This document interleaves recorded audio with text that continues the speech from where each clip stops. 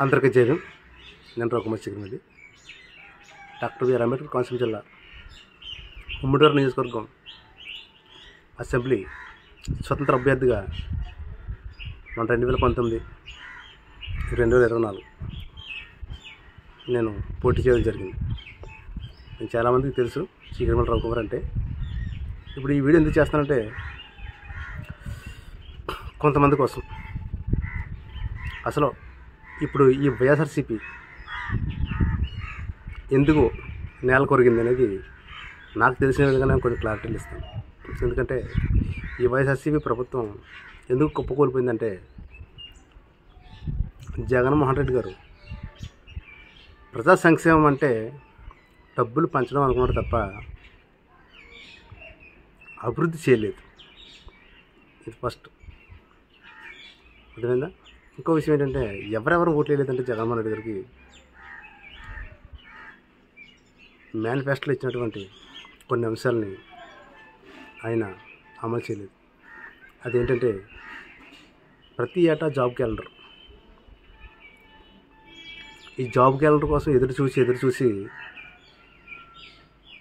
ఈరోజు ఏ ఉద్యోగానికి కూడా నోచుకోకుండా 42 సంవత్సరాలు దాటేసిన యువకులు నిరుద్యోగులు చాలామంది ఉన్నారు. ఈ 5 సంవత్సరాల్లో కూడా అంటే దీనికోసం వివరణ ఇస్తున్నాను. ఫర్ ఎగ్జాంపుల్ జగన్మోహన్ రెడ్డి గారు సీఎం అయిన తర్వాత మెగా డిఎస్సి తీస్తానన్నాడు. ఈ మెగా డిఎస్సి కోసం మ్యాక్సిమం ఈయన గద్దెనెక్కేటప్పటికి 35-36 సంవత్సరాలు ఉన్నాయి. నాలంటూ నిరుద్యోగికి. అవునా? వచ్చే సంవత్సరం డిఎస్సి చేస్తాడు. మెగా డిఎస్సి అని 4-5 సంవత్సరాలు గడిపేశారు. ఈరోజు ఈ 5 సంవత్సరాలు ఎదురు చూసినటువంటి నిరుద్యోగులకి వయసు అంతా ఇప్పుడు 42 వచ్చేసింది. ఇప్పుడు ఏ ప్రభుత్వం డిఎస్సి తీసినా కానీ 42 సంవత్సరాలు దాటితే డిఎస్సికి ఎలిజిబిలిటీ కాదు. అలాగా ఈ 5 సంవత్సరాల్లో కూడా కొన్ని లక్షల మంది నిరుద్యోగులు ఈరోజు ఏ ఉద్యోగానికి పనికి రాకుండా పోయారు. అవునా? సంపూర్ణ మద్యపాన నిషేధం అన్నావు. సంపూర్ణ మద్యపాన నిషేధం నువ్వు ఎక్కడ చేసావు? అయిందా? మడం తిప్పనన్నావు, మాట తప్పనన్నావు, కులం చూడమన్నావు, మతం చూడమన్నావు. అవునా? ఇంకో సబ్జెక్ట్ చెప్తుంది. ప్రత్యేకంగా ఒక దళితుని చంపి డోర్ డెలివరీ చేసిన అనంతబాబుని నెత్తి మీద పెట్టుకున్నావు. అదేవిధంగా ఒక దళితులకి శిరోమండలం చేసి 28 సంవత్సరాలు తర్వాత తీర్పు వచ్చి శిక్ష పడినటువంటి బెయిల్ ఇప్పించి అతనికి ఎమ్మెల్యే టికెట్ ఇచ్చి. అవునా? ఇది తప్పే కదా? డాక్టర్ సుధాకర్ దగ్గర నుంచి లాస్ట్ కోడికత్తి సీన్ దగ్గర నుంచి మొత్తం ఎంతమంది, ఒక 20-30 మంది దళితులతో నువ్వు వాడుకున్నావు. గారడి ఆడావు ఆట. ప్రత్యేకంగా దళిత గారడి అనే ఒక ఆట ఆడావన్నమాట. అది మైనస్. అర్థమైందా? పోతే గవర్నమెంట్ ఎంప్లాయీస్ ఎవరు కూడా నీకు వేయలేదు. వాలంటీర్లు కూడా సగం వేయలేదు. ఎందుకంటే అన్ని నీ ఇంట్లో కుక్క కంటే హీనంగా చూసావు. గ్రామ వాలంటీర్లు వాళ్ళకి ఇచ్చేది 5,000 ఉపకార వేతనం ఏం సరిపోద్ది? 5,000 అంటే రోజుకి ఎంత అని చెప్పి నీ ఇంట్లో కుక్క బిస్కెట్ ఖరీదు కాదు వాళ్ళకి. ఒకరోజు నీ కుక్క మెయింటెనెన్స్ కాదు వాళ్ళకి ఇచ్చే 5,000. అలాగా వాళ్ళకు ఉద్యోగాలు ఇచ్చినట్టు నువ్వు వాళ్ళని ఫీల్ చేసి 5 సంవత్సరాలు వాళ్ళ జీవితాలతో ఆడుకున్నావు. వాళ్ళు ఈ వాలంటీర్ 5,000 కోసం ఏ ఉద్యోగం ట్రై చేసుకోలేదు. నువ్వు ఏ ఉద్యోగం ఇవ్వలేదు. వాళ్ళ జీవితాలతో ఆడుకున్నావు. అర్థమైందా? పోతే అభివృద్ధి కాడికి వస్తే రోడ్స్ చాలా దారుణంగా ఉన్నాయి. ఈ రోడ్డు మీద యాక్సిడెంట్లు ఎంతమంది పోయారు తెలుసా నీకు? ఫర్ ఎగ్జాంపుల్ మాది ఉమ్మడి తూర్పుగోదావరి జిల్లా, అదేవిధంగా పశ్చిమ గోదావరి జిల్లాలో రోడ్లు చాలా దారుణంగా ఉన్నాయి. ఇప్పుడు కూడా అలాగే ఉన్నాయి. ఒక 2 వీలర్ దగ్గర నుంచి 10 టైర్ బండి దగ్గర నుంచి టారస్ల వరకు, లారీల వరకు, బస్సుల వరకు ఏ డ్రైవరు కూడా, ఏ 2 వీలర్ వాహనదారుడు కూడా నీకు ఓటీ లేదు. రోడ్లు అలాగ ఉన్నాయి. ఒక రోడ్డు మీద వెళ్తూ కనురెప్ప వేసుకుని అలా పక్కకు చూసామా, ఎదర ఏ గోతులు పడిపోతే బండి తెలియదు. ఎదర కోతులు ఎంత లోతుంటో తెలుసా? 6 అంగుళాలు 8 అంగుళాలు 1 ఇంచ్ 1 ఫీట్ అడుగుని 6 అంగుళాల నుంచి అడుగు వరకు గోతులు లోపల ఉన్నాయి. ఒక 2 వీలర్ చక్రం ఆ గోతులో పడితే ఎలా ఉంటుందో తెలుసా? మన టైం బాగుండి ఆ చక్రం పైకి లెక్కితే పర్వాలేదు, లేకపోతే మొగ్గేసామంటే సరిగ్గా తల పగిలిపోద్ది. అలాగా వేల మంది చనిపోయారు యాక్సిడెంట్లు. అదేవిధంగా కారు యాక్సిడెంట్లు రకరకాలుగా చాలా దారుణాలే. రోడ్లు చాలా దారుణంగా ఉన్నాయి. నీకు తెలియదు, ఎందుకంటే హెలికాప్టర్లు తిరుగుతావు. మీ పనికి మాలిన ఎమ్మెల్యేలు అందరూ కూడా క్యాన్వాయ్లో తిరుగుతారు, లగ్జరీ కారుల్లో. వాళ్ళకి ఏం తెలుస్తుంది? అందుకే చెప్పాను, లాస్ట్ టైం 2-3 ఇయర్స్ బిఫోర్ కూడా నేను ఒక వీడియో పెట్టాను. మీ ఎమ్మెల్యేలకి ఫార్చునర్లో ఇన్నోవా క్రిస్టాలు ఇవ్వద్దు, కమాండో జీపులు ఇవ్వండి అని చెప్పాను నేను. ఉంటాయి కదా, మన పోలీసులు వాడుతున్నారు కదా కమాండర్ జీపులు, 4 వీలర్స్, అవి ఇస్తే తెలుస్తుంది రోడ్లు ఎలాగున్నాయి ఏంటని. అవునా? రోడ్లు చాలా నాశనం చేస్తావు నీ వల్ల, సర్వనాశనం. ఇప్పుడు చూడు, ఇప్పుడు ఎగ్జాంపుల్ చూడు, కడియం నుంచి దోరపూడి రోడ్డు ఎలా ఉంది, దోరపూడి నుంచి సామలకోట బిక్కవలు కలుపుకొని రోడ్డు ఎలా ఉంది. అదేవిధంగా ఆ దోరపూడి నుంచి మండపేట రానాకి మొన్న 3 నెలల క్రితం 4 నెలల క్రితం రోడ్డు వేశారు, సిమెంట్ రోడ్డు. వేసి 3 నెలలు కూడా అవ్వలేదు, ఆ సిమెంట్ రోడ్డు మొత్తం పగిలిపోయింది, బీటలు కొట్టేసింది. ఏంటి క్వాలిటీ లేదు. సిమెంట్ రోడ్ ఏదైనా 10-15 సంవత్సరాల దాకా బీటలు కొట్టకూడదు, వేసిన 3 నెలలకి బీటలు కొట్టేసింది. అది already doctor B R Ambedkar Konaseema జిల్లా కలెక్టరేట్కి నేను కంప్లైంట్ ఇవ్వడం జరిగింది. దానికోసం వీడియో కూడా చేశాను. మన గన్సట్ మీడియా అవ్వచ్చు, గన్సట్ మీడియా 007 అవ్వచ్చు, లేకపోతే ఈ తెలుగు ప్రాశక్తి మీడియాలో ఉంటుంది ఆ వీడియో, నెత్తికిని చూడండి ఎంత దారుణంగా ఉందో రోడ్డు. దాంట్లోనే అవినీతి. కనీసం ప్రజలకి స్వచ్ఛమైన నీరు కూడా అందించలేకపోతున్నాను. స్వచ్ఛమైన గాలి కూడా ప్రజలు పీల్చుకోవడానికి లేదు. ప్రకృతి ఇచ్చిన స్వచ్ఛమైన గాలి పీల్చుకోవడానికి లేదు. నువ్వు ఎక్కడ పడితే అక్కడ రొయ్యల కంపెనీలు, ఎక్కడ పడితే అక్కడ ఫ్యాక్టరీలు, ఎక్కడ పడితే అక్కడ బేవచ్చం చేసి గాలి కాలుష్యం అయిపోతుంది. అదేవిధంగా భూగర్భ జలాలు కూడా కాలుష్యం అయిపోతున్నాయి. ఇష్టం వచ్చినట్టు చెరువులు తవ్వించేసి, చెరువులు పర్మిషన్ ఇచ్చేసి, అగ్రికల్చర్ జోన్ని ఆక్వా జోన్ కింద చేసేసి, జోన్లు ఉంటాయి కొన్ని జోన్లు, ఆక్వా జోన్లో ఆక్వా చేసుకోవాలి, అగ్రికల్చర్ చేసుకోవాలి, రెసిడెన్షియల్ జోన్లో రెసిడెన్షియలే, ఇండస్ట్రియలే. నువ్వు నువ్వు నీ పర్మిషన్తో మీ పనికిమాల ఎంఆర్ఓలు ఎండిఓలు అందరూ ఉన్నారు కదా, డబ్బులు తెంగేసి లంచాలు దబ్బేసి పైన మేము చూసుకుంటాం. నీ భరోసా వల్ల యదవాళ్ళు తయారయ్యారు. అగ్రికల్చర్ జోన్లని ఆక్వా జోన్ల కింద మార్చేసి ఇష్టం వచ్చిన చేపల చెరువు, రొయ్యల చెరువులు తవ్వేసి భూగర్భ జలాలను పాడు చేస్తున్నారు. దాని మీద ఎన్నిసార్లు నేను కంప్లైంట్ ఇచ్చినా మాత్రం మీ అధికారులకు చిత్తశుద్ధి లేదు. నీకు ఉంటాయి కదా చిత్తశుద్ధి ఉన్నాయి. పర్యావరణాన్ని తూట్లు పొడిచేశారు మొత్తం అంతా. మీరు వచ్చారంటే ఎక్కడ పడితే అక్కడ చెట్లు కొట్టేస్తారు, రబ్బలు కొట్టేస్తారు. ఈరోజు గ్లోబల్ వార్మింగ్ పెరిగిపోతుంది. నీకే ఏసీ రూమ్లో ఉంటారు, సెంట్రల్ ఏసీలు. ప్రజల పరిస్థితి ఏంటి? భూమి నుంచి వేడి పెరిగిపోతుంది, టెంపరేచర్ 40-45 పెరిగిపోతుంది. మొత్తం చెట్లు కొట్టి సంకనాకి ఇచ్చేసావు. ఒక చెట్టు పెంచావు నీ మొక్క పెట్టుకుని, ఒక 10 చెట్లు పెంచావు. నీ చేతితో ఒక చెట్టు నాటినట్టు ఏమన్నా వీడియో పెట్టావు నువ్వు? నీ సమయం పోయింది. నీకు సెంట్రల్ ఏసీలు ఉంటాయి, అన్నీ ఉంటాయి. మీ బాబు సంపాదించావు, మీ తాత సంపాదించాడు, నువ్వు సంపాదించేసావు. నీకెందుకు ఇంకా స్విచ్ బ్యాంకుల్లో దాచుకుంటావు, హ్యాపీగా ఎంజాయ్ చేస్తావు. ప్రజలు సంకనాకి పోయినా పర్వాలేదు. ప్రజలను ఏం పట్టించుకున్నావు? ఏం పట్టించుకోవాలి. ఈరోజు స్వచ్ఛమైన గాలి దొరక్క, స్వచ్ఛమైన మంచినీళ్ళు కూడా దొరక్క ప్రజలు అనారోగ్యాలు పాలవుతున్నారు. దీనివల్ల రోగాలు పెరుగుతున్నాయి, హాస్పిటళ్ళు పెరుగుతున్నాయి. ఫర్ ఎగ్జాంపుల్, నువ్వు అధికారంలో వచ్చినప్పుడు 100 హాస్పిటల్ ఉన్నాయనుకో, ఈరోజు 300 హాస్పిటల్ అయింది అంటే నువ్వు అంటావు, మీ దృష్టిలో మీరు అంటారు. మేము ఉన్నప్పుడు 100 హాస్పిటల్ ఉన్నాయి, ఇప్పుడు 300 హాస్పిటల్ పెరిగినాయి అంటే హాస్పిటల్ పెరగడం అభివృద్ధా?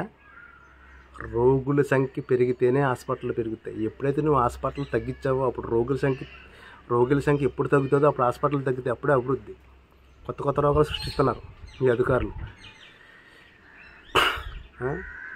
స్వచ్ఛమైన గాలి అందించలేకపోతాం, పొల్యూషన్ చేసేస్తున్నారు. దానికి ఎవరో పట్టించుకోరు. మేము కంప్లైంట్ ఇచ్చినా పట్టించుకోరు. స్వచ్ఛమైన నీళ్ళు తాగనకు లేదు, ఏమీ చేయనట్లేదు. అర్థమైందా? చూడు, ప్రతి పంట కాలంలో నీరునే మీరు చెరువుల్లో స్టోర్ చేసి క్లోరినేషన్ చేసి ప్రజలకు కుళాయి రూపంలో అందిస్తారు. అవునా కదా? ఆ చెరువులోకి వచ్చే నీరు ఎక్కడి నుంచి వస్తుంది? ఒకసారి ఆ కాలువలో పరిశీలించండి. ఎగ్జాంపుల్ కాలువలు పరిశీలించండి, పంట కాలువలన్నీ పరిశీలించండి. తూర్పుగోదావరి జిల్లాకు వచ్చి ఇటు కాకినాడ వచ్చినా, అటు అమలాపురం సైడ్ వచ్చినా వచ్చే కాలువలను పరిశీలించండి. కాలువల్లో ఎంత వ్యర్థాలు పడేస్తున్నారు. ఈ మున్సిపాలిటీ సన్నాసులకి బుద్ధి లేదు. ఈ పంచాయతీ సిబ్బందికి, ఈ మున్సిపాలిటీ వాళ్ళకి బుద్ధి లేదు. వీళ్ళు మొత్తం గ్రామాల్లో వ్యర్థాలన్నీ తీసుకొచ్చి కాలువలోనే డబ్బింగ్ చేస్తారు. వీళ్ళు ఇంకెక్కడ తెలియదు. ఒక ముఖ్య విషయం చెప్పనా, ఈ సన్నాసులకు బుద్ధి లేదు. అదేవిధంగా నీకు కూడా బుద్ధి లేదు. మీ మంత్రులకు బుద్ధి లేదు, మీ ఎమ్మెల్యేలకు బుద్ధి లేదు. ఏం చెప్పమంటావా? ఒక్కసారి లెక్క అవ్వాతాతలకి ఎంత ఇచ్చాను, వాళ్ళకి ఎంత ఇచ్చాను, ఎంత కాదు లెక్క.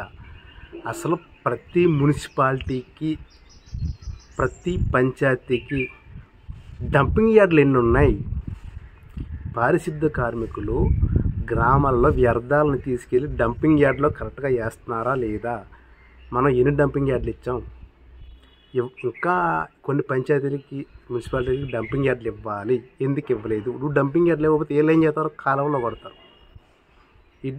నిజంగా వీళ్ళకి సామాజిక స్పృహ ఉంటే ఈ డంప్ చేసి తీసుకెళ్ళి ఎమ్మెల్యే పార్టీ ఆఫీసుల దగ్గర డంప్ చేయాలి. అసలు లెక్క ప్రకారంగా కాలువలో డంప్ చేయాల్సింది. ఆ విధంగా జలాల్ని కలుషితం చేస్తున్నారు. ఆ నీళ్ళే ప్రజలు తాగేది కుళాయి రూపంలో వచ్చి. అది కూడా మీకు బుద్ధి లేదు. ప్రజల ఆరోగ్యాల మీద దృష్టి పెట్టాలి ఫస్ట్ మీరు. ప్రజాభివృద్ధి కార్యక్రమంలో ప్రజా సంక్షేమం అంటే ఏంటి? ప్రజలు హ్యాపీగా ఉండాలి, ప్రజలు సంతోషంగా ఉండాలి, ప్రజలు సుఖ సంతోషంతో ఉండాలి, ప్రజలు ఆరోగ్యంగా ఉండాలి. అదే ప్రజా సంక్షేమం అంటే, ప్రజాభివృద్ధి అంటే. నువ్వు బట్టనకు డబ్బులు ఇచ్చేస్తే ఎక్కడైతే ఈరోజు నువ్వు బట్టనకు డబ్బులు వేసి ఏడని ఒకటి నీకు ఏడు. నువ్వు చేసినవి ఏం కనపడతానో చెప్పు. సంపూర్ణంగా రోడ్లు వేసావా? స్వచ్ఛమైన తాగనాక నీరు దొరుకుతుందా? స్వచ్ఛమైన పీల్చుకోవడానికి గాలి దొరుకుతుంది? ఎక్కడ పడితే అక్కడ కర్మాగారం, ఎక్కడ పడితే అక్కడ ఫుడ్ పొల్యూషన్, పర్యావరణానికి తూట్లు పొడి చేసావు. నీ లైఫ్లో ఒక చెట్టాన నువ్వు పాతినట్టు ఫోటో పెట్టావా? మీరు కొట్టించి నీ బోల్ చెట్లు వీడియోలు నా దగ్గర ఉన్నాయి, నేను పెడతాను. ఎలిపాడ కోసం కొట్టి నువ్వు వస్తున్నామని చెట్లు నరికేసి ఎందుకు చెట్లు నరుకోవడం? ఈరోజు గ్లోబల్ వార్మింగ్ పెరిగిపోతుంది. పోతే అదే పర్యావరణ ఎన్విరాన్మెంట్ పక్కన పెట్టు. పోతే ఏదో మన ల్యాండ్ యాక్ట్ ఏదో పెట్టావు కదా, ఈ ల్యాండ్ యాక్ట్ ఇది ఒకటి నీకు 50% దెబ్బేసేసింది జగన్మోహన్ రెడ్డి. చెప్పమంటావా? ఇప్పటికే ఎక్కడ పడితే అక్కడ ప్రభుత్వ ఆస్తులు తాకట్టు పెట్టుకుంటూ వచ్చేసాం. అవ్వ తాతలకి, అక్క చెల్లెమ్మలకి డబ్బులు ఇవ్వడం కోసం. అవునా కదా? ఈ ల్యాండ్ యాక్ట్ తీసుకొచ్చావు. ల్యాండ్ యాక్ట్ పుకారు ఎలాగైంది తెలుసా? అది నిజమో కావద్దు నీకు తెలియాలా, అందరూ తెలియాలి, ప్రజలు తెలియాలి. కానీ జగన్మోహన్ రెడ్డి ల్యాండ్ యాక్ట్ తీసుకొచ్చాడు. మన పట్టా మీద జగన్మోహన్ రెడ్డి ఫోటో ఉంది. జగన్మోహన్ రెడ్డి మన జిరాక్స్ ఇచ్చి, మన ఆస్తులన్నీ జిరాక్స్ ఇచ్చి ఒరిజినల్ అతని దగ్గర పెట్టుకుని అతను తాకట్టు పెట్టుకునే అవకాశాలను తాకట్టు పెట్టేసుకుంటాడు ఏమో అని అపోహ అనేది ప్రజల్లో పుట్టింది. దీనివల్ల 50% భయపడి నీకు ఓటేది. అర్థమైందా? ఏమో నువ్వు తాకట్టు పెట్టేదేమో, ప్రభుత్వ ఆస్తులు తాకట్టు పెట్టేశావు. ఇప్పుడు 2 ఇళ్ళు ఉన్నాయి, 3 ఇళ్ళు ఉన్నాయి, 10 ఎకరాలు 5 ఎకరాలు ఉంది. అవన్నీ నువ్వు ఇచ్చినట్టు ఇచ్చి ఒరిజినల్ దగ్గర పెట్టి నువ్వు తాకట్టు తీసుకుంటే ఏమన్నా అడుగుతావు? ఇప్పుడే పంచాయతీ సొమ్ము మొత్తం సంక్రాంతికి ఇచ్చేసావు. పంచాయతీ సర్పంచ్లు ఒక అభివృద్ధి చేయడం లేదు, వచ్చినట్టు నాకేసావు. పంచాయతీ సొమ్ము దెబ్బేసావు. ఇప్పుడు ప్రజల ఆస్తులు దెబ్బేమని భయపడి అలా కూడా ఒకటి లేదు. అర్థమైందా? ఈ అభివృద్ధి అలా ఉందా? ఒకసారి గుండె మీద చేసింది నీ మేనిఫెస్టోలో ఎన్ని అయితే నువ్వు అమలు చేసావు గుర్తుపెట్టుకోసారి. గుండె మీద చేసుకో, అది విషయం. ఒక అభివృద్ధి లేదు. కియా మోటార్ ఎందుకు వెళ్ళిపోయింది చెప్పు? కియా మోటార్ ఎందుకు పంపించేసావు? అదేవిధంగా వచ్చిన అమరాన్ బ్యాటరీ కంపెనీని ఎందుకు పంపించేసావు చెప్పు? ఎందుకయ్యా నీకు ఆస్తి లక్షల కోట్లు ఉంది, మీ బాబు సంపాదించింది ఉంది, మీ తాత సంపాదించింది ఉంది, ఏం చేసుకుంటావా? ఈ లక్షల కోట్లు ఏం చేసుకుంటావు? ఎందుకని నీకు ఈ కోట్లు ఏం చేసుకుంటే కూడా అట్టుకెళ్తావు? ఏంటి శిశు బ్యాంకులో దాచుకుంటావు. నువ్వు పోతా శిశు బ్యాంకులో డబ్బు ఆడుకొస్తాయి, అలా బ్లాక్ అయిపోతాయి. రాజకీయ నాయకులు అందరూ, సన్నాసులు అందరూ కూడా మొత్తం ఇప్పటివరకు రాజకీయ నాయకులు అందరూ సంపాదించిన శిశు బ్యాంకులో దాచుకున్నారు. వాళ్ళు చచ్చాక అకౌంట్లు డెడ్ అయ్యి ఉన్నాయి. అందులో ఎవరు చేస్తారో మళ్ళీ ఇండియా మన డబ్బు పట్టుకుని శిశు బ్యాంకులో దాచుకుంటారు మీరు. అవి మళ్ళీ రిటర్న్ ఎవడిస్తారు మనకి చెప్పు? ఎందుకు సంపాదించి ఏం చేసుకుంటావు నువ్వు? ప్రజలు సేవ చేయొచ్చు కదా. ప్రజలు మంచి అవకాశం ఇచ్చారు, మీ నాన్నగారి సింపతి మీద మంచి అవకాశం ఇచ్చారు. ఈ అవకాశాన్ని వినియోగించకుండా సర్వనాశనం దుర్వినియోగం చేసేసావు. చెప్పు. ప్రత్యేక హోదా అన్నావు, ఏం చేసావు? ప్రత్యేక హోదా ఏం చేయలేదు, అటర్ ఫ్లాప్. ఒక జిల్లా కలెక్టర్ని కరెక్ట్గా పనిచేయించావు నువ్వు, ఒక ఎంఆర్ఓని కరెక్ట్గా పనిచేయించావా, ఒక ఆర్డీఓని కరెక్ట్గా పనిచేయించావు నువ్వు, ఒక రెవెన్యూ డిపార్ట్మెంట్ని కూడా సరిగ్గా పనిచేయించలేదు నువ్వు, ఎవరిని పనిచేయించావు? ఒక పంచాయతీ సిబ్బందిని కూడా నువ్వు సరిగ్గా పనిచేయించలేదు. ఒక ఎమ్మెల్యేలకు కూడా నువ్వు సరైన పని చేయించావా? ఏం చేయించావు? ఎమ్మెల్యేలు ఏం అభివృద్ధి చేశారు? అభివృద్ధి ఏం చేశారు? ఏం చేయలేదు. వాళ్ళ చేతిలో పవర్లు ఉంటాయి కదా, నీ చేతిలో పెట్టుకున్నావు కళ్ళెలు నీ చేతిలో పెట్టుకున్నావు. వాళ్ళు రబ్బర్ స్టాంపులు ఎమ్మెల్యేలు అందరూ కూడా. వాళ్ళు ఏం చేశారు? నువ్వు నిద్రెత్తా కదా వాళ్ళు చేయడానికి, అందుకే పోయారు ఈరోజు. అయ్యో పాపం ఎమ్మెల్యే మనకి ఇచ్చేసాడు, అది చేశాడు. ఇప్పుడు తెలుసా నీకు, మా కాటన్కోన మండలంలో మా పల్లంకూరు పంచాయతీలో గవర్నమెంట్ హాస్పిటల్ చాలాసార్లు వీడియో పెట్టాను, చెక్ చేయండి. ఎలాగో తెలుసా, ఒక అంగన్వాడీ సెంటర్, ఒక పంచాయతీ బోర్డు పక్కన వాటర్ ట్యాంక్ ఉంది, వాటర్ ట్యాంక్ పక్కన ఒక చిన్న సింగిల్ బెడ్రూమ్ ప్లాట్ ఉంది. ఆ సింగిల్ బెడ్రూమ్ ప్లాట్లో గవర్నమెంట్ హాస్పిటల్, 24 గ్రామాలకు ఒక ప్రాథమిక హాస్పిటల్. దాంట్లో సెలవులు పెట్టినా కూడా ప్లేస్ లేదు అక్కడ. వాటర్ ట్యాంక్ కింద రిసెప్షన్ చాలాసార్లు పెట్టాను. మా ఎమ్మెల్యేకి శుద్ధి లేదు, అడిగి ఎన్నిసార్లు చూసినా కానీ బుద్ధి లేదు. అడిగి అలాంటి చేద్దామని నువ్వు నిధులేవ్వవు, అని నీ దగ్గర పెట్టుకుంటావు.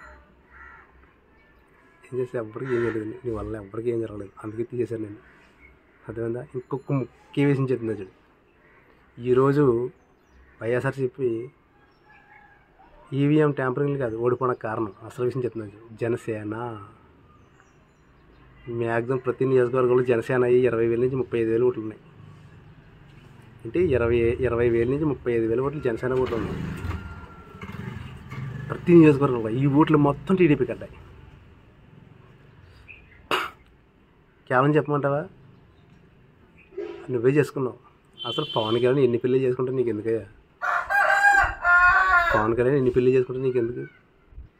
నీకు ఎదురు నెతుక్కోవాలి, అతను రెచ్చగొట్టావు. అతనికి మైండ్లో పెట్టుకున్నాడు. జనసేన మొత్తం అందరూ కూడా టీడీపీ కొట్టేశారు, నువ్వు అటర్లో అయిపోయావు. ఇది వ్యక్తిగత విమర్శలు ఎందుకు? అలా విమర్శలు చేస్తే మీ ఫ్యామిలీలో ఎవరెవరు ఎంతమంది పెళ్లి చేసుకున్నారో చెప్పనా? నేను చెప్పకూడదు, ఎందుకంటే నేను చెప్పే స్థాయి నాది అయినా కానీ వినే స్థాయి నీది లేదు. నువ్వు పెద్దోడు కదా, నేను చెప్పకూడదు. మీ ఫ్యామిలీ, మీ తాత దగ్గర నుంచి, మీ నాన్న దగ్గర నుంచి మొత్తం స్టోరీ చెప్పండి. కానీ ఆయన అలాగే విమర్శించలేదు పవన్ కళ్యాణ్ నువ్వు విమర్శించే తప్ప నేను విమర్శించలేదు ఎప్పుడు కూడా. మీకు ఎన్ని పెళ్ళిళ్ళు, మీ చెల్లికి ఎన్ని పెళ్ళిళ్ళు, మీ నాన్నకి ఎన్ని పెళ్ళిళ్ళు, మీ తాతకి ఎన్ని పెళ్ళిళ్ళు, మీ హిస్టరీ ఏంటి, ఎప్పుడు ఆయన అనలేదు. అలాగని రెచ్చగొట్టావు. సరిగ్గా నీ మీద కాన్సన్ట్రేషన్ చేశాడు సరిగ్గా. జనసేనలో 20,000 నుంచి 35,000 ఉన్న ఓట్లు మొత్తం టీడీపీ కొట్టేశారు. ఈరోజు టీడీపీ గెలవడానికి కారణం జనసేన. ఈ జనసేన టీడీపీ కలిసి ఉన్నంతకాలం నువ్వు అధికారంలోకి రావడం కళ. అర్థమైందా? నువ్వు రావు, నువ్వు అట్రప్లాపి భూస్థాపితమే. ఎప్పుడైతే జనసేన టీడీపీ విడిపోయిందో విభేదాలతో, అప్పుడు నువ్వు రాగలవు. అప్పుడు దాకా నువ్వు రాలేవు. టీడీపీ జనసేన ఎప్పుడు కూడా కలకాలం కలిసి ఉండాలి. అదేవిధంగా ప్రజా సంక్షేమం కోసం పనిచేయాలి. ఈరోజు వైఎస్ఆర్సీపీ మైనస్లు చెప్తున్నాను. ఈ మైనస్లు కూడా ఇప్పుడు ప్రస్తుతం ప్రభుత్వాన్ని ఏర్పాటు చేసే కూటమికి కూడా వర్తిస్తుంది. మీరు గెలిచాములేని సంబరపడకండి. ఏ విధంగా అయితే మిమ్మల్ని ప్రజలు లేపారో, అదేవిధంగా ఇప్పుడు ఏ విధంగా అయితే వైఎస్ఆర్సీపీని 2019లో లేపారో, అదేవిధంగా మిమ్మల్ని ఇప్పుడు లేపారు, అంతకంటే ఎక్కువ లేపారు. దాన్ని లేపిన వాళ్ళు దాన్ని దించారు. మిమ్మల్ని లేపిన వాళ్ళు మిమ్మల్ని దించగలరు. ప్రజలను పట్టుకోలేరు. ప్రజలను ఇబ్బంది పెట్టకుండా ప్రజా సంక్షేమం కోసం పనిచేయండి. నేను చెప్పిన మైనస్ అన్నీ మీరు ప్లస్ చేసుకోండి. అదేవిధంగా మీరు ప్లస్ చేసుకోండి. గవర్నమెంట్ డాక్టర్లు కూడా గవర్నమెంట్ హాస్పిటల్ సరిగ్గా పనిచేయట్లేదు. ఎప్పుడు లోకల్ ఎమ్మెల్యే ఏదో టైంలో నెలకోసారి 2 నెలలకోసారి ఏం జరుగుతుంది ఏంటి పరిశీలించుకో. ఈరోజు మా అమలాపురం ఉంది. ప్రతి జిల్లా హాస్పిటల్ని మీరు చూడండి, వాళ్ళకి సరైన విండోస్ లేవు, సరైన స్టేర్కేస్లు లేవు, ఎలక్ట్రికల్ ప్రాబ్లం చాలా ఎక్కువ ఉన్నాయి, వైర్లు ఏలబడుతున్నాయి, సరిగ్గా ఫ్యాన్లు తిరగవు, సరిగ్గా కరెంట్ సప్లై అవ్వదు. పేరుకు ఏసీలు పెడతారు, ఏసీ ఏది పనిచేయదు. స్పెషల్ వార్డ్స్ అమలాపురంలో చూసుకోండి. ఒకసారి అమలాపురం ఈ G+2 అనుకుంటా గ్రౌండ్, ఫస్ట్ సెకండ్ ఒకసారి పరిశీలించండి పరిస్థితి ఎలాగుంది. కనీసం ట్రాలీ స్ట్రెచ్చర్ తోసుకుని వెళ్ళడానికి కూడా ఫ్లోరింగ్ గచ్చులు బొక్కలు ఉన్నాయి, గోతులు ఉన్నాయి. ఫ్లోరింగ్ కూడా సరిగ్గా లేదు. మీరే అభివృద్ధి చేస్తారా హాస్పిటల్లో? ఒక ఫ్లోరింగ్ సరిగ్గా లేదు, ఒక గోడలు సరిగ్గా లేవు, ఒక పెయింటింగ్ సరిగ్గా లేదు, ఎక్కడ పడితే వాటర్ కారిపోతుంది, ఒక కరెంట్ సప్లై సరిగ్గా లేదు, వైర్లు ఎలబడతాయి, పైపులు ఎలబడతాయి, ఒక శానిటరీ సరిగ్గా లేదు, ఎక్కడెక్కడ పగిలిపోయి మొత్తం అంతా శానిటరీ చాలా దుర్వాసన వచ్చేస్తుంది. ఒక కిటికీలు సరిగ్గా ఉండవు, కిటికీలకి దోమల్లో ప్రొటెక్షన్ కోసం ఒక మెస్ సరిగ్గా ఉండదు. హాస్పిటల్ ఎలా ఉండాలి? ప్రైవేట్ హాస్పిటల్ ఎలా ఉన్నాయి, అదేవిధంగా గవర్నమెంట్ హాస్పిటల్ ఎందుకు ఉండలేదు? ప్రైవేట్ హాస్పిటల్ ఎంత సెక్యూరిటీగా ఉంటాయో, ఎంత సేఫ్టీగా ఉంటాయో, గవర్నమెంట్ హాస్పిటల్ ఎందుకు సెక్యూరిటీ ఉండలేదు, ఎందుకు నీట్గా ఉండలేదు చెప్పండి. ప్రైవేట్లో అయితే ట్రీట్మెంట్ పర్ఫెక్ట్గా పెట్టుకుని డబ్బులు వసూలు చేసుకుంటారు. కాబట్టి ప్రజా సంక్షేమం కోసం ఆలోచించండి, అర్థమైందా? దృష్టి పెట్టుకోండి. ఇవన్నీ కూడా వైఎస్ఆర్సీపీకి మైనస్లు అవ్వచ్చు. ఆ వైఎస్ఆర్సీపీ మైనస్లో మీరు ప్లస్ చేసుకోండి, అర్థమైందా? ప్రజలు ధర్నాలు చేస్తున్నారు, నిరాహార దీక్షలు చేస్తున్నారు అంటే వాళ్ళ సమస్యలు ఎవరికి చెప్పుకోవాలో తెలియక, చెప్పుకున్నా కానీ ఎవరో కూడా వాళ్ళ సమస్యను తీర్చకపోతే ప్రజలు రోడ్డెక్కుతారు. ప్రజలు రోడ్డెక్కారని ఆ సమస్య ఏంటో తెలుసుకోవడానికి ప్రయత్నం చేయండి, అంతేగాని రోడ్డు ఎక్కడరా అని కొట్టేయండిరా, దరికేయండిరా, లాగేయండిరా, ఈడ్చేయండిరా చెప్పొద్దు.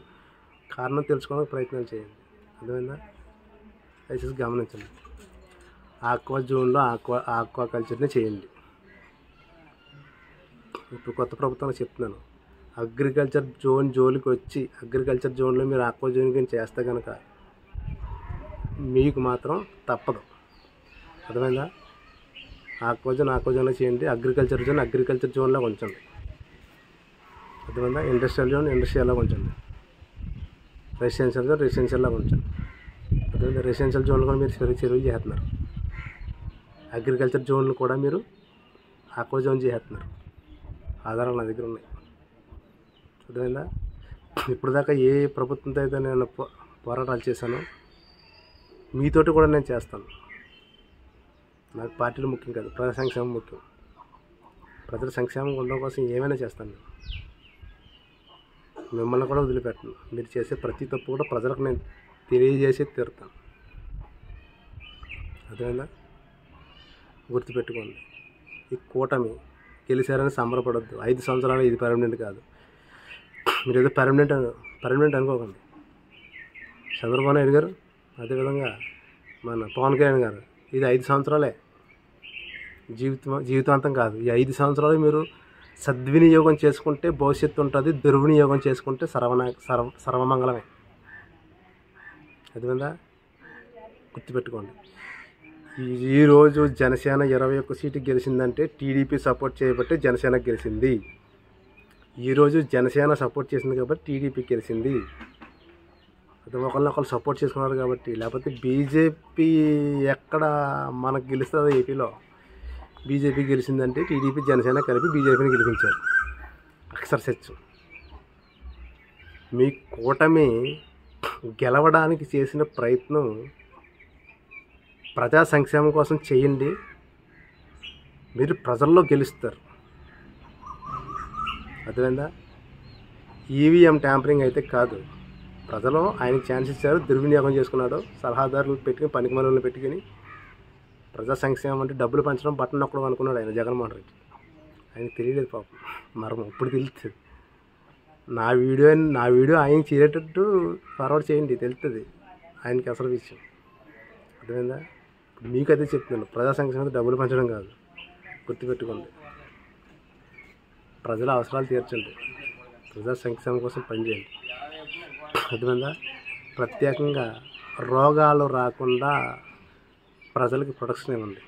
స్వచ్ఛమైన గాలి పీల్చుకునేటట్టు వాళ్ళకి అవకాశం ఇవ్వండి. స్వచ్ఛమైన నీరు తాగడానికి, అదేవిధంగా ప్రకృతిని కాపాడవలసిన బాధ్యత మీది.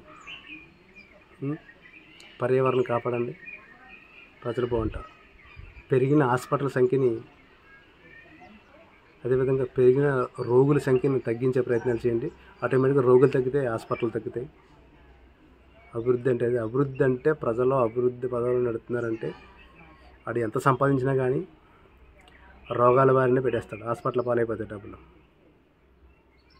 మీరు స్వచ్ఛమైన పర్యావరణాన్ని అందించండి ప్రజలకి. ప్రజలు ఆరోగ్యాలతో ఉంటారు. సంపాదించిన సొమ్ము వాళ్ళ దగ్గర ఉంటుంది, హాస్పిటల్ పాలవదు. హాస్పిటల్ సంఖ్య తగ్గేటట్టు ప్రయత్నాలు చేయండి. అర్థమైందా? అన్నీ గుర్తుపెట్టుకుని జాగ్రత్తగా మసులుకోండి. లేకపోతే నా మాటలు 100 మంది వింటున్నారని అనుకోవట్లేదు. విన్నా వినకపోయినా చెప్పే బాధ్యత నాది. గుర్తుపెట్టుకోండి. రాష్ట్రానికి రెవెన్యూ కోసం ప్రయత్నాలు చేయండి.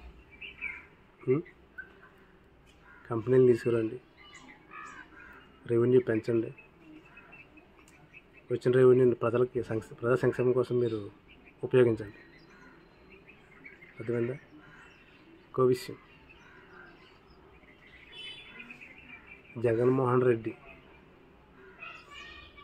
భూస్థాపితం చేసిన సంక్షేమ పథకాలు దళితుడివి అన్నీ కూడా మీరు మళ్ళీ అమలు చేయాలి, పునరుద్ధరణ చేయాలి. లేకపోతే అదొక ఉద్యమం జరుగుద్ది. కూటమికి స్వీట్ వార్నింగ్. 27 దళిత సంక్షేమ పథకాలు కూడా మీరు అమలు చేయకపోతే కనుక ఉద్యమం నా నుంచే లెగుతుంది. నా నుంచే ఉద్యమం లెగుతుంది. గుర్తుపెట్టుకోండి. సరే.